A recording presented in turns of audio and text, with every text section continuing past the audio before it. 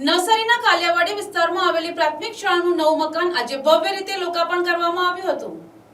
આશરે 182 લાખના ખર્ચે નિર્માણ પામેલ આ આધુનિક શાળા ભવનનું ઉદ્ઘાટન નવસારીના ધારાસભ્ય રાકેશ દેસાઈના હસ્તે કરવામાં આવ્યું હતું।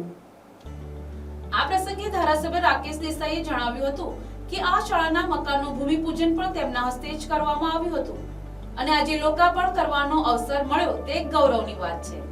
તેમણે શાળાના નિર્માણની પ્રશંસા કરતા કહ્યું કે આ શાળા સુંદર અને આધુનિક સુવિધાઓથી સજ્જ બની છે। તેમણે વધુમાં જણાવ્યું હતું કે સરકારી પ્રાથમિક શાળાઓનું ઇન્ફ્રાસ્ટ્રક્ચર મજબૂત અને ગુણવત્તાસભર બનાવવું રાજ્ય અને કેન્દ્ર સરકારની પ્રાથમિકતા છે।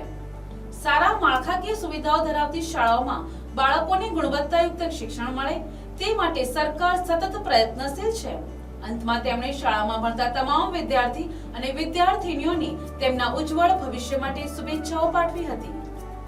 આજરોજ કાલિયાવાડી પ્રાથમિક શાળાના મકાન જે 182 લાખના ખર્ચે જે તૈયાર થયું છે એનું લોકાર્પણ કરવામાં આવ્યું। આ કાલિયાવાડી પ્રાથમિક શાળાના મકાનનું ભૂમિપૂજન પણ અમે કર્યું હતું અને આજે લોકાર્પણ કરી રહ્યા છે।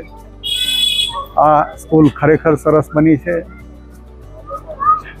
દરેક સ્કૂલો સરકારી પ્રાથમિક શાળાઓનું ઇન્ફ્રાસ્ટ્રક્ચર સારું રહે, સારા ઇન્ફ્રાસ્ટ્રક્ચરવાળી શાળાઓમાં દીકરા દીકરી ભણે એને માટે ભારતીય જનતા પાર્ટીની સ્ટેટની સરકાર હોય કે કેન્દ્રની સરકાર હોય બંને સરકાર સતત ચિંતિત છે અને આજે કાલિયાવાડી પ્રાથમિક શાળાના મકાનનું જે લોકાર્પણ થયું એ શાળામાં ભણતા દરેક વિદ્યાર્થી અને વિદ્યાર્થીનીઓને એમના ઉજ્જવળ ભવિષ્ય માટે હું શુભકામના પાઠવું છું।